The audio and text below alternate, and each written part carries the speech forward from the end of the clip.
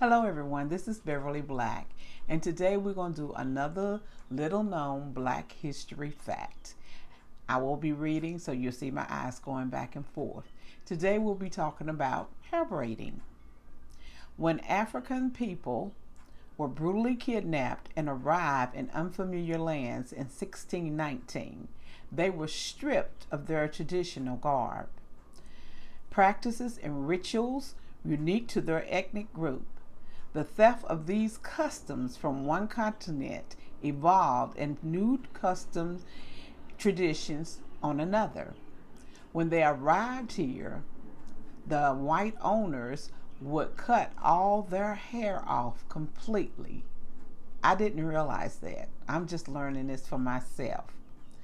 Black hair has been ridiculed, mocked, discriminated against, and policed since the first colonized, can't talk y'all, arrived on the continent of Africa. When we talk about the cultural appropriation of our braided hairstyle, our hair is our crown, a source of strength, and a symbol of the creativity that we show to the world. Braiding wasn't just a hairstyle in ancient Africa. To Black slaves, or even to women in the Africa today, we quite literally use our braids to communicate with the world. Communication. Various tribes throughout the continent of Africa had unique braiding styles to set them apart.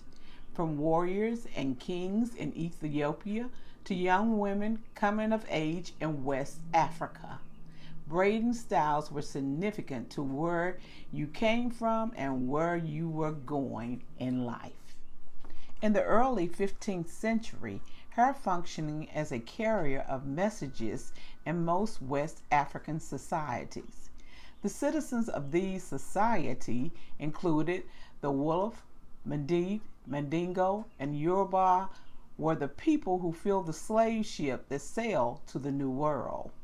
Within these cultures, hair was a part of a complex language system. Ever since African civilization bloomed, hairstyles have been used to indicate a person's marital status, age, religion, ethnic identity, wealth, and rank within the community. In some cultures, a person's surname could be ascertained simply by examining the hair, because each clan had its own unique hairstyle. The hairstyle also served as an indicator of a person's geographic origin. As I said before, the slaves, when they arrived, their hair was cut off. They used it as part of, they said, sanitizing, but to me, it was to dehuman the person. In order to further dehumanize and dictate the practice that slaves were forced to endure, laws were set in place around colonized regions in the states and the islands in order to strip slaves of the cultural traditions that they were accustomed to before arriving in the New World. In the time of slavery, hair braiding was used to relay messages. For example, to signal that they wanted to escape, women would braid a hairstyle called departs, D-E-P-A-R-T-E-S. It had thick, tight braids braided closely to the scalp and was tied into a bun on the top. And another style was curved braids, tightly braided on their heads. The curved braids would represent the route they would use to escape.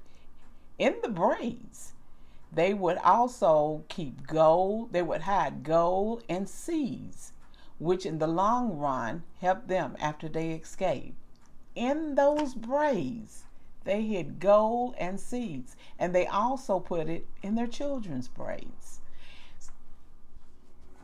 When the slaves felt that their children were going to be separated from them, from one plantation to another, they braided their hair, and in their hair they put seeds so that they could assure that their children would have something to eat when they went to their next destination. Throughout history, Black women have struggled to be respected and have worked to create spaces in our lives where we can show who we are and what we can do. Some of this involves how we showcase our beauty, including braiding our hair and creating certain styles. So it is very difficult for Black women to sit quietly when we see others taking from what we have worked so hard to accomplish or minimize what we have done merely for their own personal or commercial gain. It may seem frivolous, but for Black women, understanding our plight in the United States means understanding our need to be protective of who we are and what we do. Our braids are a part of us. I remember as a child, it decreased from the cornrows to the different styles of braids to where we had the plaits in our heads. And I used to always have 3 plaits, 1 on the top and 2 on each side. And they would be really thick plaits. But when I was going to school, that's what little girls wore. We wore our plaits.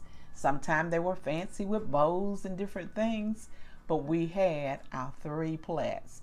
Sometimes they would run them down the back, just different ways of doing it. But that was who we are. Then it came to a part where Black women were feeling, especially when they were getting more in the workplace, that they needed to straighten their hair.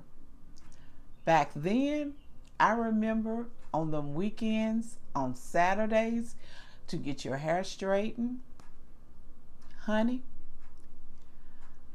Mama has used Crisco shortening on my hair.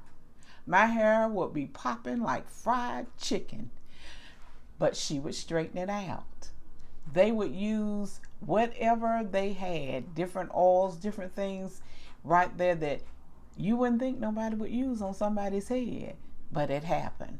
It happened. I mean, you would hear your hair popping every which way, but they got it straight. But those were things we went through with our hair, different levels. And then after the straightening, we got more into the wearing the wigs, and now we're going back to the braids again, and wigs and hair pieces and weave, whatever makes you feel good. I love my short hair. I like my hair short and curly. I wear wigs. I have worn braids. Whatever makes you feel good as a Black woman, go with your hair. Your hair is beautiful. It is your glory. It is who you are. It is your crown. Don't be ashamed of it.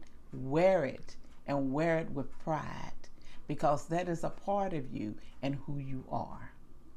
Thank you, everyone who have listened to me today, and those who have learned a little bit about Black braids. I hope it has been helpful. But remember, I love you, but God loves you more, because you are God's masterpiece, and our God does not make any junk. Be blessed and prosperous.